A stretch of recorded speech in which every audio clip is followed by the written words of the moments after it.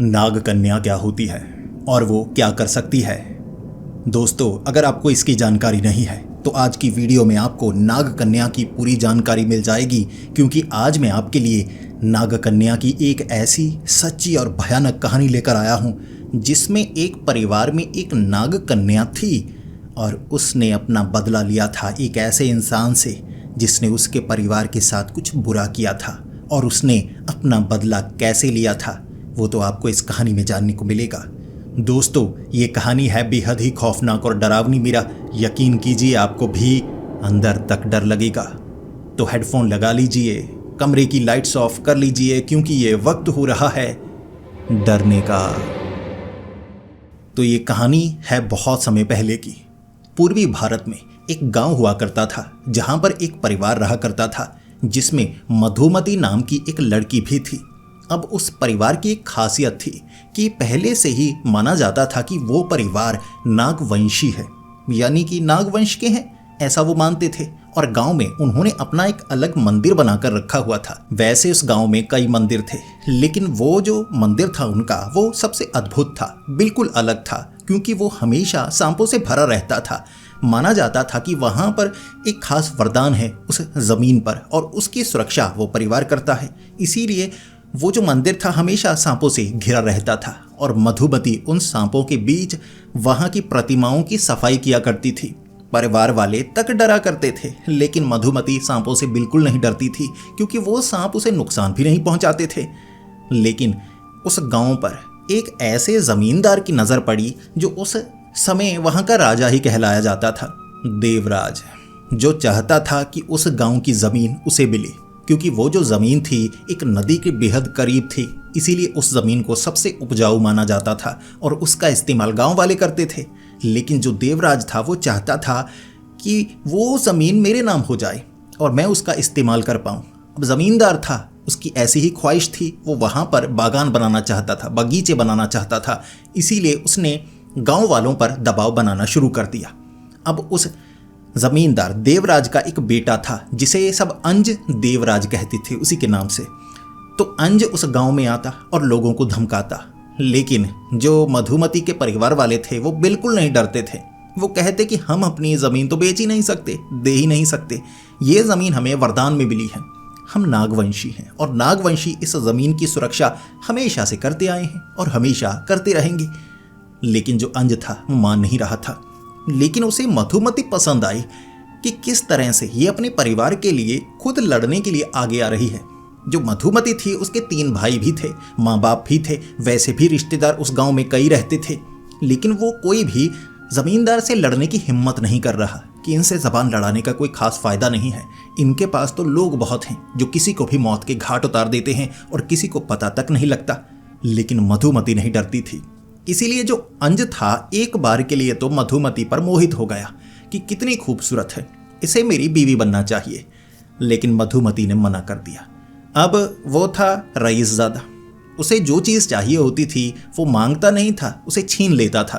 तो उसे मधुमती चाहिए थी, इसीलिए बार बार उस गांव में वो मधुमती के साथ ज़बरदस्ती करता रहा, उसे छूने की कोशिश कर रहा। बार बार रात के वक्त कई बार घर के अंदर से मधुमती को उठाने की कोशिश करता।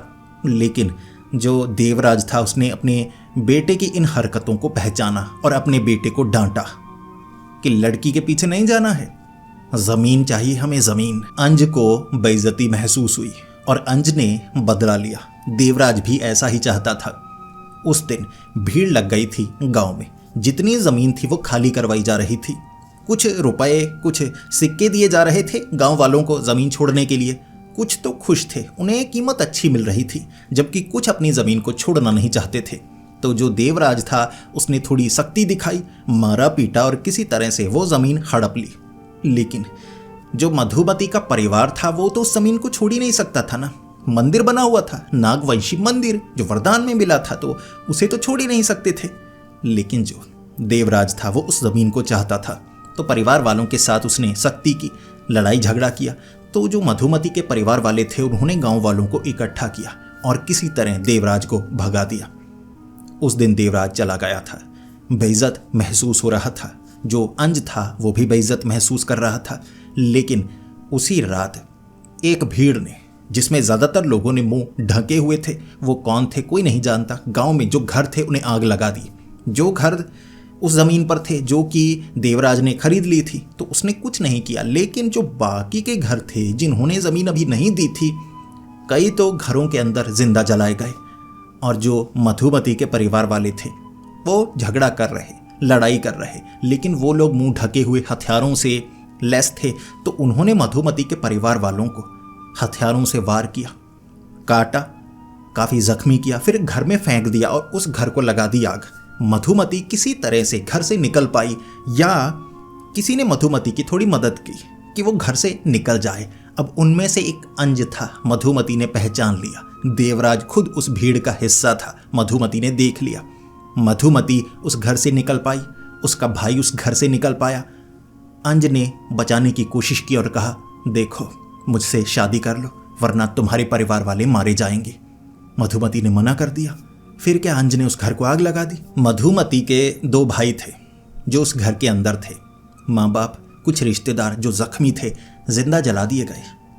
मधुमती को बहुत दुख लगा था और जो अंज था उसने सबके सामने मधुमती की इज्जत लूटने की कोशिश की। मधुमती के भाई ने बचाने की कोशिश की, लेकिन उसका भाई भी ज़्यादा कुछ कर नहीं पा रहा। उसके दोनों हाथों को काट दिया गया था। इतने बेरहम थे देवराज। मधुमती किसी तरह वहाँ से बचकर भाग पाई अपने भाई की मदद से। उसके बाद मधुमती को किसी ने नहीं देखा और उस ज़मीन पर कब्जा कर लिया देवराज ने। मंदिर तोड़े गए, घरों को तोड़ा गया, उसके बाद सब कुछ सपाट कर दिया गया ताकि उस पर खेती की जा सके, ताकि उस पर पेड़ पौधे लगाए जा सकें। लेकिन जो देवराज था और उसका बेटा अंज था वो जानते नहीं थे। नागवंशी परिवार से उन्होंने लड़ाई मोल ली थी और नागवंशी मधुमती बदला लेने के लिए ज़रूर आएगी, कोई नहीं सोच रहा था। लगभग 20 से 25 दिनों बाद इसकी शुरुआत हुई। एक रात अंज, जो कि एक बड़ी हवेली थी उनकी, कई सुरक्षाकर्मी थे, घर के अंदर कोई आ ही नहीं सकता था, ज़मींदार थे, इतनी ज़मीन राजा कहलाए जाते थे, आप समझ ही सकते हैं। तो हवेली के अंदर अंज अपने कमरे में अकेला रात के वक्त सो रहा था। उसे एक भयानक सपना आया और सपने में जो मधुमती थी वो अंज के सामने आई और मधुमती कहने लगी, तुमने मेरे परिवार को मारा, मैं बदला ज़रूर लूँगी। और अंज, जिसे एहसास तक नहीं था कि वो सपने में है, उसने दोबारा से छूने की कोशिश की, मधुमती को ज़बरदस्ती करने की कोशिश की और फिर देखा उसने जो मधुमती थी उसके कपड़े उतारने की कोशिश की। सपने में उसने कपड़े उतारे तो उसकी चमड़ी भी उतर गई। मधुमती एक नागिन बन चुकी थी, सर इंसानी था, धड़ सांप का था। ये देखकर अंज तो बहुत ज़्यादा डर गया, चीख रहा, चिल्ला रहा और इस तरह डर कर उसकी नींद खुली थी। अब नींद खुली, ऐसी हालत थी कि शरीर पूरी तरह से पसीने से भीग चुका था, पसीना पसीना हुआ पड़ा। उसने किसी को नहीं बताया, उसके लिए शर्मिंदगी की बात थी कि सपने में ऐसा हुआ है, अब किसी को क्या ही बताना। अब 3 बहनें थी अंज की। एक बहन जो बागीचे का काम संभालती थी, करती कुछ नहीं थी, बस घूमती थी और देखती थी कहाँ क्या लगाना चाहिए, उसे ये सब बहुत ज़्यादा पसंद था। और वो बहन भी अच्छी थी, बुरी नहीं थी, किसी के साथ कुछ बुरा नहीं करती थी। और वहाँ बागीचे में जब वो आम के पेड़ के नीचे बैठी हुई आराम किया करती थी, ज़्यादातर घने पेड़ों के बीच पूरा दिन बिताया करती। तो एक पेड़ के नीचे वो सो रही, सुरक्षाकर्मी आसपास ही थे, पूरे इलाके को घिरा हुआ कि कोई वहाँ पर आ ना पाए। वहाँ एक सांप ने उसके पैर पर काटा। जब उसे दर्द हुआ, उसने देखा वहाँ सांप मौजूद नहीं था, जैसे वो नींद में हो और सांप ने काटा, उसे पता तक नहीं चला। तो वो चीखती हुई भागी। अब पैर पर 2 निशान थे, साफ था किसी सांप ने काटा है, किसी कीड़े ने नहीं काटा। तो सांप का जहर असर भी कर सकता है। जो अंज की बहन थी उसे हवेली में लाया गया। हवेली में लाने के बाद वैद्य को बुलाया गया कि सांप के जहर का असर हो सकता है। वैद्य ने दवाई दी और फिर उसने साफ साफ बताया कि ये चूहे खाने वाला सांप है, इस सांप में जहर नहीं होती। लेकिन ध्यान रखिए, जैसी जगह पर आप बैठी थी हो सकता है कि ये तो चूहे खाने वाला सांप है, बिना जहर वाला। अगर जहर वाला कोई सांप काट लेता तो नुकसान हो सकता है। वैसे भी बहुत देर कर दी है, लेकिन इस तरह से ज़्यादा कुछ हुआ तो नहीं। लेकिन पैर पर निशान बन चुके थे और वो घबरा चुकी थी कि मैं बागीचे में नहीं जाऊंगी। 3 दिन बाद अब वही अंज की बहन, जो कि अब बागीचे में जाती नहीं थी, तो घर के आगे ना गार्डन था, काफ़ी फव्वारे लगे हुए, तो वहाँ पर वो घूम रही। अब यहाँ पर तो घास की कटाई तक की गई थी, तो यहाँ पर तो कोई सांप आ नहीं सकता था। वहाँ पर घूम रही और वो हमेशा नंगे पाँव घूमा करती थी। तो घास पर नंगे पाँव वो घूम रही। वहाँ पर उसे सफ़ेद चूहा नजर आया। अब उसे जानवर पसंद थे, कीड़े मकोड़े ज़्यादातर वो मारती नहीं थी, बुरी नहीं थी, तो उसे वो सफ़ेद चूहा चाहिए था कि यहाँ पर कैसे आ गया। वो हमेशा से सफ़ेद चूहा जो कि विदेशी है वो चाहती थी, लेकिन उसे मिला नहीं था। अब यहाँ पर सफ़ेद चूहा घूम रहा है, कैसे यहाँ पर आया उसे नहीं पता, लेकिन सफ़ेद चूहे का वो पीछा करने लगी। अब गार्डन में ही है तो कोई डरने वाला भी नहीं था कि भाग रही है। कोई 19-20 साल की थी, कोई बच्ची नहीं थी, तो वहाँ पर घूम रही, किसी ने ध्यान नहीं दिया। तो वो चूहा एक छेद था दीवार के पास, छेद में घुस गया। अब जो अंज की बहन थी उसे लगा कि मैं चूहे को हाथ डालकर निकाल सकती हूँ। उसने हाथ डालकर जैसे ही उस छेद में चूहे को निकालने की कोशिश की, किसी ने काटा। जैसे उसने हाथ बाहर निकाला तो उसके यहाँ पर सांप ने ऐसे 2 दांत गड़ाए हुए थे। बाहर निकाला, सांप ऐसे चिपका हुआ था। जैसे ही उसने झटके मारे तो सांप तो चला गया, लेकिन ये काले रंग का सांप था और चमकीला था। और अभी कुछ दिन पहले उसे सांप ने काटा था, तो उसके लिए ये साफ था, जैसे वैद्य ने बताया था कि जो भूरे रंग के ज़्यादा चमकीले सांप नहीं होते वो चूहे खाने वाले होते हैं। बाकी अजगर कैसे होते हैं बता दिया गया था। जो ज़्यादा पीले, चटकीले या काले रंग के होते हैं वो बहुत ज़्यादा जहरीले होते हैं। अगर उनमें से कोई काटे तो जल्द से जल्द वैद्य को बुलाना है, खून को निकालने की कोशिश करनी है, बांधना नहीं है ताकि खून का थक्का ना बने। ऐसा बहुत कुछ बताया गया था। उसे याद था। अंज की बहन चीखने लगी, चिल्लाने लगी। उसके बाद उसे हवेली के अंदर ले जाया गया। वैद्य को बहुत जल्द बुलाया गया था। जैसे कुछ समय पहले ही तो ये सब हुआ, तो वैद्य पहले से तैयार था। सांप के काटने के जितने भी तरीके थे या जिससे इलाज किया जा सकता था, उसने हर चीज़ को संभाल कर रखा हुआ। तो सबसे पहले वो पहुंच गया हवेली में। अब अंज की बहन की हालत काफ़ी ख़राब हो चुकी थी, जहर का असर हो रहा, लेकिन किसी तरह से वैद्य ने अंज की बहन का इलाज किया। लेकिन 2-3 दिन तक उसके शरीर को लकवा मारा रहेगा, धीरे धीरे शरीर काम करेगा, इतना अंज की बहन को बता दिया गया। जिंदा बचा लिया गया। लेकिन ये सांप का कैसा प्रकोप है कि उस लड़की पर 2 बार हमले हो चुके थे। अब कमाल की चीज़ देखिए, उसकी गर्दन के नीचे का जो हिस्सा था ना वो सही से काम नहीं करता था, और वैद्य ने बताया था ज़्यादा हिलाने की कोशिश नहीं करनी है, लकवा मार गया है। क्योंकि जो जहर का असर रीढ़ की हड्डी पर थोड़ा सा हुआ है, 2-3 दिन में दवाइयाँ दी जा रही हैं तो असर होगा, ठीक शुरू हो जाएगा। थोड़ा सा हिलाने की कोशिश मत कीजिएगा, ज़्यादातर आराम कीजिए। गले से ऊपर बोला जा सकता है, चेहरा, मुंह सब कुछ बड़े अच्छे से काम कर रहा है। तो वो बिस्तर पर लेटी हुई, रात के 12 बजे का समय था। अचानक रेंगने की आवाज़ें आने लगी। रोशनी थोड़ी कम थी। उसने आवाज़ लगाई किसी काम करने वाली को कि रोशनी कम है, क्या रेंग रहा है, कोई है? चूहा वगैरह लगता है जो उसने रखे हुए थे कि यहाँ पर रेंग रहा है। पिंजरे से बाहर निकल गया होगा तोता, कुछ ऐसा ही होगा। अंज की बहन जब आवाज़ें लगाने लगी, एक काम करने वाली, सफाई करने वाली लड़की जो घर में हुआ करती थी, उसने दरवाज़ा खोला और अंदर देखा। वो लालटेन लेकर आई थी क्योंकि अंदर रोशनी नहीं थी, ऐसा अंज की बहन ने पहले कह दिया था। तो वो लालटेन लेकर आई। काले सांपों का झुंड, कम से कम 100 सांप होंगे उस कमरे में। सांप रेंग रहे थे फर्श के ऊपर। इतने ज़्यादा सांप कि वो काम करने वाली लालटेन को फेंक कर डर कर बाहर की तरफ भाग गई। अब लालटेन गिरी तो नीचे जो पर्दे लगे हुए फर्श के आसपास, उन्हें आग लग गई। वो भागी, बाकियों को लेकर आई। इतने में कमरे में आग लग चुकी थी और वहाँ पर सांप बहुत ज़्यादा थे। उसके बाद जो अंज की बहन थी उसे किसी तरह से कमरे से बाहर निकाला गया। कई लोग थे जिन्हें सांपों ने काटा, कमरे को आग लगी हुई। किसी तरह से अंज की बहन को बाहर ले जाया गया, वैद्य को बुलाया गया, कई लोगों का इलाज हुआ। अब जो अंज की बहन थी ना, उसे सांप ने, अलग अलग सांपों ने, वो काले रंग के सांप थे, जहरीले सांप, 15 सांपों ने काटा था। शरीर के अलग अलग हिस्सों पर सांपों ने काटा। लकवा पहले से मारा हुआ था और ये जो सांप थे ज़्यादा जहरीले थे। वैद्य इलाज करता तो क्या करता, अब दवाई दी वगैरह सब कुछ किया, लेकिन अंज की बहन को बचाया नहीं जा सका। सांप के काटे जाने के कारण उसकी मौत हो गई। एक तो वो डर बहुत ज़्यादा गए कि इतने सांपों ने काट लिया। पलंग पर चढ़कर ना सांप काटे जा रहे थे। तो परिवार वालों ने उस लड़की को भी सज़ा दी कि तुम भागी क्यों, तुम निकाल सकती थी उसे। अब वो डर गई, इतने सांप है उसे काट लेंगे, तो वो डर गई, लेकिन उसे सज़ा दी गई। अब सज़ा भी काफ़ी बुरी दी गई थी। उसके बाद अंज उसके परिवार वाले काफ़ी डरे हुए कि सांप कहाँ से आ रहे हैं, हमारे आसपास सांप बढ़ क्यों गए हैं और उस कमरे में सांप क्यों चले गए। बेचारी बच्ची ने क्या बिगाड़ा था, उन्हें नहीं पता था।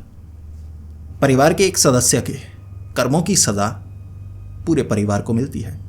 देवराज ये समझने वाला था।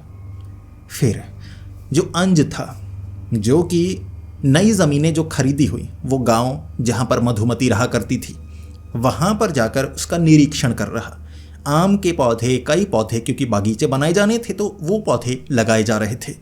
वह अकेला गया था। वक्त होगा शाम का, साथ में कुछ लोग भी थे लेकिन वो पीछे वाली ज़मीन का निरीक्षण कर रहे। वहाँ अकेला गया था अंज। अब अंज ने वहाँ पर मधुमती को देखा। अब जो मधुमती थी उसे लगा कि ज़मीन के नीचे धंसी हुई है, जैसे कमर से नीचे मिट्टी में कहीं धंसी हुई है। जैसे ही उसने ये देखा, अब जो मधुमती थी सही लग रही थी, वैसे भी वो मधुमती को पसंद करता था, शारीरिक रूप से उसकी तरफ आकर्षित होता था, प्यार नहीं था उसमें। इसीलिए वो भागा भागा गया और कहने लगा, तुम यहाँ वापस आ गई, मिट्टी में दफन क्यों हो, क्या हुआ? मिट्टी से प्यार है?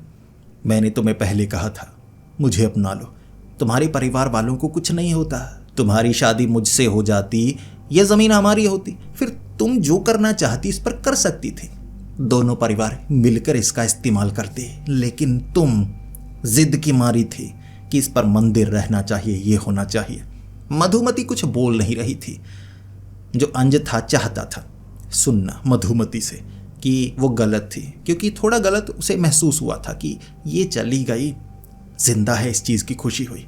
मधुमती उसके बाद उस खड्डे से निकली जहाँ वो धंसी हुई थी। मधुमती कमर से नीचे ना सांप की तरह पूंछ थी उसकी, टांगे नहीं थी, जैसे धड़ के नीचे का हिस्सा किसी ने काट दिया हो और पूंछ जोड़ दी हो, या वो एक नागकन्या हो जो कि नाग बन रही अभी आधी बनी थी। ये देखा ना जब अंज चीखा, भागा। जो अब मधुमती थी उसने पीछा किया, पूंछ के सहारे भागते हुए। आधा शरीर उसका इंसानी आधा सांप का था। पीछा तो किया लेकिन किसी तरह से जो अंज था वो भाग निकला। उसने अपने सुरक्षाकर्मियों को बताया, सुरक्षाकर्मी ढूंढने लगे, बहुत ढूंढा लेकिन नहीं मिले। ना मधुमती ना उसका भाई, वो कहाँ गए किसी को नहीं पता था। अंज इतना समझ चुका था, घर में जो सांप आ रहे हैं इसका रिश्ता इस जमीन के साथ है, मधुमती के साथ है। कहा जाता है कि वो नागवंशी हैं। सिर्फ कहा नहीं जाता, अपनी आंखों से देखा है। कुछ तो था उस परिवार के साथ जो मधुमती ऐसी नजर आई थी। उस रात अंज बहुत ज़्यादा डरा हुआ। कमरे के दरवाजे उसने सही सलामत बनवाए, किसी तरफ कोई छेद नहीं होना चाहिए, खिड़कियां हमेशा बंद रहनी चाहिए, बाहर से कोई आ ना सके, अंदर से कोई बाहर जा ना सके। उसे लग रहा था कि कोई सांप अंदर नहीं आ सकता, मुझे नुकसान नहीं पहुंचा सकता। पूरी हवेली में ऐसा किया गया। देवराज काफ़ी ज़्यादा डरा हुआ, लेकिन जो अंज देवराज था उसने देवराज को पूरी बात नहीं बताई थी, बस इतना बताया। देवराज उसके पिता ज़्यादा डर ना जाए, पिता को बचाना चाहता था, पहले खुद तो बच जाए। रात को वो 11-12 बजे सो गया होगा, आधी रात को, तो सपने में उसे फिर से मधुमती नजर आई। अब सपने में, जैसा कि किसी का भी कुछ भी सपना हो सकता है, अजीबोगरीब सपना हो सकता है। अब सपने को कंट्रोल थोड़े ना किया जा सकता है, कुछ भी आ सकता है। अब सपने में जो मधुमती थी, आधी सांप थी, बड़ा मुंह था तो 2 दांत थे, वो बार बार काटती जा रही। जो अंज था वो भाग रहा, लेकिन वो सांप थी, हावी हो रही, काटती जा रही, शरीर पर बहुत जगह काटा, वो चीखा वगैरह, जिंदा बचा हुआ ऐसे ही सपने में। और सुबह के वक्त जब उसका सपना खत्म हुआ, सुबह उसका शरीर दर्द कर रहा। निशान तो कोई नहीं था लेकिन शरीर बहुत ज़्यादा दर्द कर रहा, और शरीर पर बड़े बड़े निशान, जैसे किसी को किसी लाठी से मारा गया हो तो नीले नीले निशान बन जाते हैं, तो ऐसे गोल गोल बड़े बड़े निशान थे। और जो सपने में उसने मधुमती को देखा था तो बड़े बड़े सांप जैसे दांत थे, बड़ी थी, ऐसे बड़ा सांप जैसे इंसान को ऐसे काट रहा हो तो बड़े बड़े निशान बनेंगे ना। उठने के बाद शरीर पर बड़े बड़े निशान थे। अंज तो डर चुका था कि ये सपने में आकर भी ऐसा कुछ कर रही है। अंज ने देवराज को बताया। देवराज इस पर यकीन नहीं कर रहा। जो अंज था वो मदिरा का सेवन किया करता, शराब पिया करता था, धूम्रपान, सिगरेट वगैरह ऐसी चीज़ों का इस्तेमाल करता था, तो थोड़े नशे करता था। कई बार झगड़ा हो जाता था साथियों के साथ तो कई लोगों को मरवा दिया करता था। झगड़ा हो जाए, किसी ने चांटा मारा है तो मरवा दो उसे, लेकिन शरीर पर निशान तो बनते हैं ना। तो देवराज को लगा अंज ने कुछ ऐसा किया और बात को ये घुमा रहा है, सांप के साथ जोड़ रहा है। अब अंज की बहन के साथ ऐसा हुआ है तो इस बात का वो फायदा उठाना चाहता है। अब लगभग 4 से 5 दिन बाद अंज की एक और बहन, जो कि ज़्यादातर एक छोटी हवेली बनाई हुई थी, छोटी हवेली जहाँ पर खाना बनाने का काम किया करती थी। उसे खाना बनाना पसंद था, ज़्यादा लड़कियों की भीड़ वहाँ पर वो रखती, खाना बनाया जाता जो गांव में बांटा जाता। उसे ये चीज़ें पसंद थी, वो भी अच्छी थी। तो उस हवेली से वो गायब हो गई, किसी को नहीं पता कि वो कहाँ पर गई। अब दोपहर के वक्त वहीं पर वो मौजूद थी, जब बाकी अपने लड़कियां काम पर लगी हुई, जो सुरक्षा कर्मी थे, क्योंकि अंदर महिलाएं थी और कई बार महिलाएं आपस में कुछ बातें करती हैं तो मर्द ना सुने, इसलिए मर्दों को बाहर सुरक्षा के लिए रखा जाता था। और साहब नियम बताए गए थे कि हवेली के अंदर कोई मर्द नहीं जाएगा, जहाँ लड़कियां औरतें अकेली हों तो उनकी कोई बात ना सुने। तो वहाँ लड़कियां जो ध्यान नहीं दे रही, फिर अंज की ये बहन कहाँ चली गई किसी को नहीं पता। लगभग रात के वक्त जब ढूंढा गया, अंज की बहन का कटा हुआ धड़ मिला, सर नहीं मिला। पूरी रात ढूंढा गया, ये उनके लिए सदमा था। सुबह के वक्त सर मिला उसी ज़मीन पर। अब उस ज़मीन पर कई सांप थे, वो गांव वाली ज़मीन, नागवंशी वरदान वाली ज़मीन, जहाँ पर मंदिर को तोड़ा गया था। वहाँ पर जो होते ना दीमक के टीले, अब कई ऐसी जगह थी तालाब के पास जो टीले बने हुए। अब उस ज़मीन का इस्तेमाल तो क्या ही करना, आगे नदी वाली ज़मीन का इस्तेमाल करना चाहते थे सब, उसका बाद में करेंगे, तो टीलों को छोड़ा गया। एक टीला था, बड़ा टीला, कहते हैं ये दीमक के टीले होते हैं, चूहे इसमें घुस जाते हैं और फिर चूहों का पीछा करते हुए सांप इसमें घर बना लेते हैं। ऐसे इन्हें सांपों का घर कहा जाता है। एक छेद में जो गर्दन थी ना अंज की बहन की, ऐसे फंसाई गई, मुंह बाहर था ऐसे। जब सुरक्षा कर्मियों ने, बाकियों ने, अंज ने, देवराज ने ये देखा ना, उनकी हालत पतली हो गई। वो जान गए थे ये जो नागवंशी हैं ये बदला ले रहे हैं। अब मधुमती जिंदा बची है, उसका भाई भले ही उसके हाथ नहीं है, जिंदा है, वो ये कर रहे हैं। लेकिन अंज का मानना था वो एक नागकन्या है, इच्छाधारी नागिन की तरह नागकन्या है, जैसा गांव में बताया जाता था। वो हमेशा से नागवंशी रहे हैं और परिवार का एक सदस्य, कहते हैं वो जो सांप होते हैं ना, उनसे अलग रिश्ता होता है उनका। अब जो मधुमती थी सांपों के बीच रहती थी, ये निशानी थी कि वो नागवंशी कन्या के एक खास रूप में है। तो जो देवराज था उसने सभी सुरक्षा कर्मियों को ये निर्देश दिए कि ढूंढो, जितने गांव हैं आसपास के जहां पर वो परिवार छिप सकता है, ढूंढने की कोशिश करो। घर जहां पर तुम्हें शक है खंगालो, किसी को छोड़ना मत। और जिस घर से वो मिले, ना सिर्फ उन्हें मौत के घाट उतार दो, जिस परिवार ने उन्हें छिपाया हो उन्हें भी मौत के घाट उतार दो। अब वहां पर कई जंगली इलाके थे, गांव में ढूंढा गया, मधुमती को ढूंढा नहीं जा सका, उसके भाई को ढूंढा नहीं जा सका। लेकिन जंगल में ढूंढने के लिए जितने सुरक्षाकर्मी जाते, बचकर कोई वापस नहीं आता, कोई भी नहीं। जंगल में क्या हो रहा है किसी को नहीं पता था। सुरक्षाकर्मी भारी संख्या में जाते, वापस नहीं आते। अब कोई सुरक्षाकर्मी जंगल में नहीं जाना चाहता था। सबको लग रहा कुछ वहां पर ऐसा हो रहा है कि कोई बचकर वापस नहीं आने वाला। तो वो सब विद्रोह करने लगे, क्योंकि कई लोग मर रहे थे, परिवार के साथ विद्रोह होता जा रहा था। अब 2 बहनें मारी जा चुकी थी, एक बहन की सुरक्षा बहुत ज़्यादा थी, लड़कियां सुरक्षाकर्मी उसके आसपास रखी गई कि सांप आसपास नज़र तक ना आए। अब जो देवराज था उसे किसी ने कह दिया कि किसी तांत्रिक की मदद लो, एक इच्छाधारी नागिन या कह सकते हैं नाग कन्या से निपटना आसान नहीं होता। ये कोई बुरी ताकत है तो किसी ऐसी ताकत का सहारा लो जो इसके बारे में जानता हो। तो वो एक तांत्रिक को हवेली में लेकर आए। तांत्रिक ने तंत्र विद्याओं का इस्तेमाल किया, साधनाओं का इस्तेमाल किया और कहा कि आपको सबसे पहले तो मंदिर को ही नहीं तोड़ना चाहिए था। वरदान में मिली चीज़ परिवार की होती है, ये नहीं है कोई सरकारी चीज़ है, किसी राजा से मिला कुछ है कि बस कोई भी छीन ले किसी का भी। जो देवताओं की, भगवानों की दी गई चीज़ होती है वो खास के लिए होती है, वो परिवार के साथ उनके पास चलती चली जाती है जब तक वरदान चल रहा है। छीना नहीं जा सकता, छीनने का मतलब नियम तोड़ना, देवताओं का प्रकोप पड़ता है।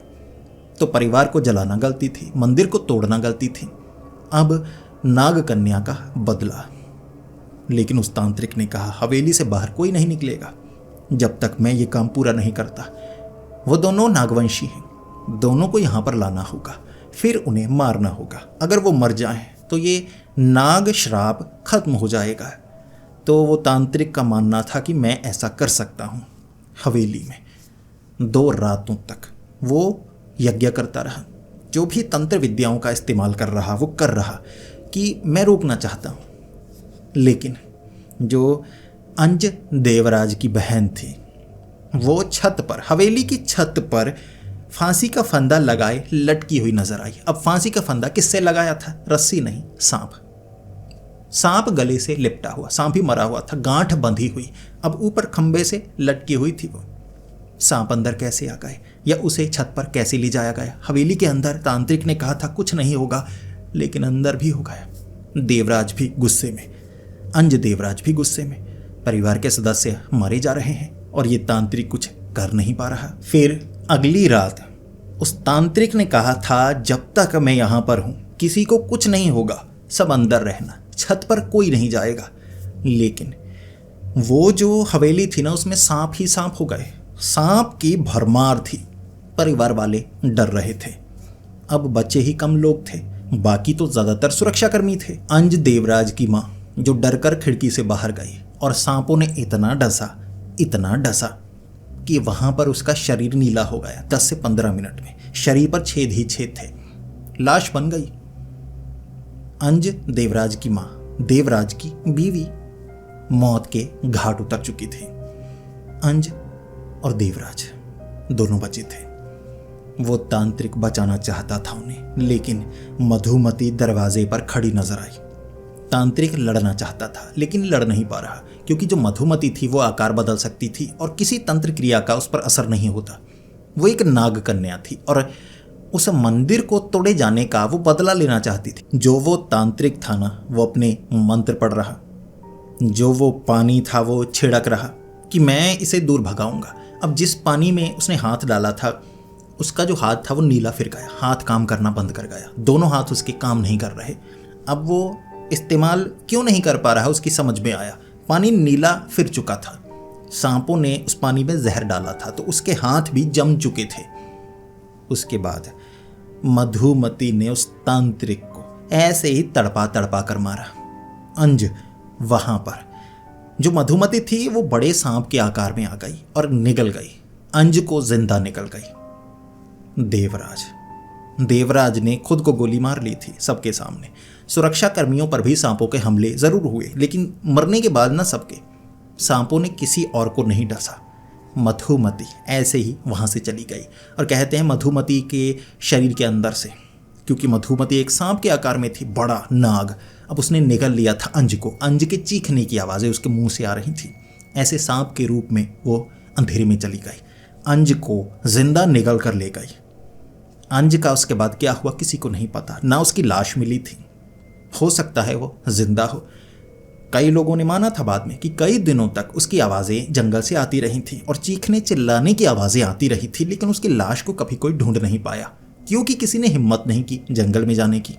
सबको लगता था कि नाग कन्या बदला ले सकती है अगर कोई भी बीच में आने की कोशिश करेगा। अंज को बचाया नहीं जा सकता था और वैसे भी परिवार का कोई सदस्य बचा नहीं था। देवराज ने गोली मारी ताकि भयानक मौत से बच सके। पूरा परिवार खत्म हो चुका था। अंज जिंदा भी है तो वो जिंदा रहने नहीं देगी ज्यादा समय, सजा दे रही थी। अब उसके बाद सबको लगा था कि बदला पूरा हो चुका है, लेकिन बदला पूरा नहीं हुआ। अब आसपास के गांव में वो जो हवेली थी उसे किसी और ने खरीदा था, लेकिन सांप कई लोगों को काट रहे। मौत किसी की नहीं हो रही, जहरीले सांप नहीं काट रहे थे, लेकिन सांप के काटने की जो घटनाएं इतनी ज़्यादा हो रही, सांप भरे रहते थे वो बागीचे वाली ज़मीन में जहाँ मंदिर हुआ करता था। कहते हैं लगभग 3 से 4 सालों तक लोगों का बुरा हाल हो गया। घर के अंदर सांप घुसकर काटते थे, मरता तो कोई नहीं, लेकिन फिर भी सांप काटे तो कई लोग बहुत घबरा जाते हैं। सांप काटते ही जाते, सांप ही सांप नजर आते। और किसी पुजारी ने कहा था कि उस जगह दोबारा मंदिर बनाना होगा, नाग मंदिर दोबारा बनाना होगा, वैसा का वैसा। उसके बाद ये जो नाग श्राप है ये खत्म होगा, वरना जितनी देर होती जाएगी धीरे धीरे ये दंश बढ़ते जाएंगे। और वहाँ पर दोबारा मंदिर का निर्माण किया गया और कहते हैं उस मंदिर में मधुमती दोबारा आई थी। मधुमती जो वहाँ पर सबको नजर आई, उसके बाद एक सांप बनकर वहाँ एक छेद में चली गई। उसके बाद वो नजर नहीं आई। उसके भाई के साथ क्या हुआ वो तो कोई नहीं जानता, लेकिन वो मंदिर वहीं पर मौजूद रहा।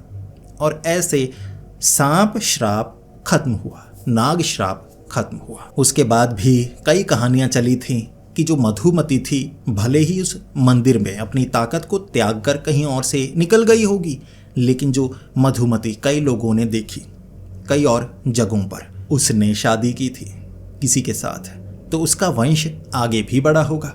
हो सकता है उसके बाद वो वंश दोबारा उस गांव में आया होगा, नागवंश, जो पीढ़ी दर पीढ़ी आगे बढ़ता चला गया। और हो सकता है आज भी वो नागवंश जिंदा हो उस जगह के आसपास।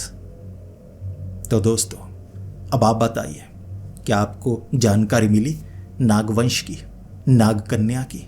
नागकन्या कोई इच्छाधारी नागिन नहीं होती, लेकिन कई प्राचीन ग्रंथों में ये लिखा हुआ है कि कई परिवार ऐसे थे जिन्हें वरदान मिला था कि सही समय आने पर उनकी वो ताकत वो इस्तेमाल कर सकते हैं। तो ऐसे ही जो नागवंशी जो उस परिवार से जुड़े हैं, उनके पास वो ताकत है। सही समय आने पर जब उनके परिवार के साथ कुछ बुरा होगा तो वो उस ताकत को महसूस कर पाएंगे, ऐसा बताया जाता है। तो दोस्तों, आपको ये कहानी कैसी लगी प्लीज़ कमेंट्स में ज़रूर बताएं। अगर ये कहानी आपको पसंद आई है तो प्लीज़ वीडियो को लाइक और शेयर ज़रूर करें। यार, मैंने वीडियो बनाने में बहुत ज़्यादा मेहनत की है, आप थोड़ी सी मेहनत करो और इस वीडियो को लाइक कर दो। दोस्तों के साथ शेयर कर सकते हो तो शेयर कर दो। तो मिलते हैं अगली वीडियो में, तब तक के लिए डरते रहें।